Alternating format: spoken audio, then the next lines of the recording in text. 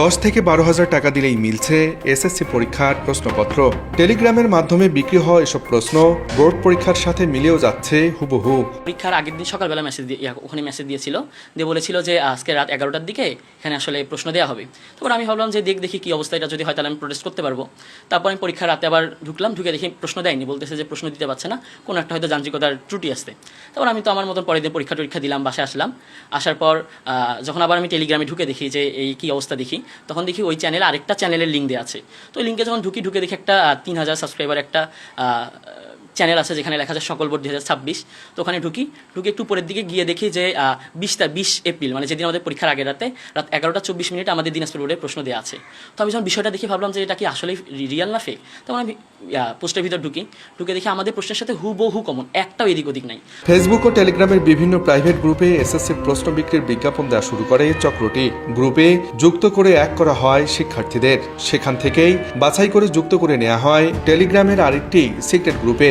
এরপর শিক্ষার্থীদের বিশ্বাস অর্জনের জন্য 20 এপ্রিল রাত 11টায় গ্রুপটিতে ফ্রিতে দেওয়া হয় প্রশ্ন, যা 21 এপ্রিল বাংলা প্রথম পত্রের পরীক্ষার সাথে হুবহু মিলে যায়। সেই গ্রুপের মধ্যে হচ্ছে সকল বোর্ডের কোয়েশ্চেন প্রায় পাওয়া যাচ্ছে, ঢাকা, বরিশাল, ঢাকা, সিলেট, দিনাজপুর, ময়মনসিংহ এগুলো।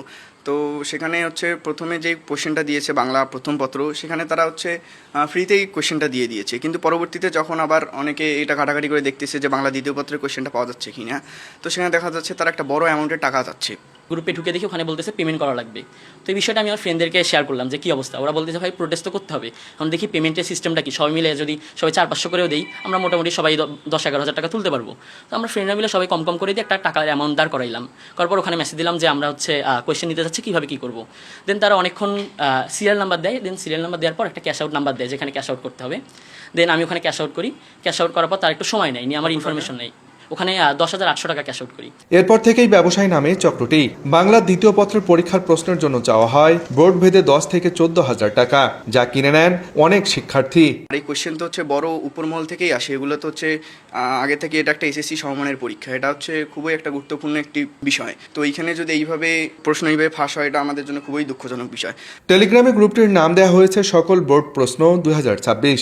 এছাড়া পেমেন্টের জন্য রয়েছে বোর্ড ভিত্তিক ভিন্ন ভিন্ন গ্রুপ। বিশেষজ্ঞরা বলছেন এখনই এই চক্রকে রুখে দিয়ে প্রশ্ন ফাঁস বন্ধ করা না গেলে এর নেতিবাচক প্রভাব পড়বে ভবিষ্যৎ শিক্ষা ব্যবস্থায়।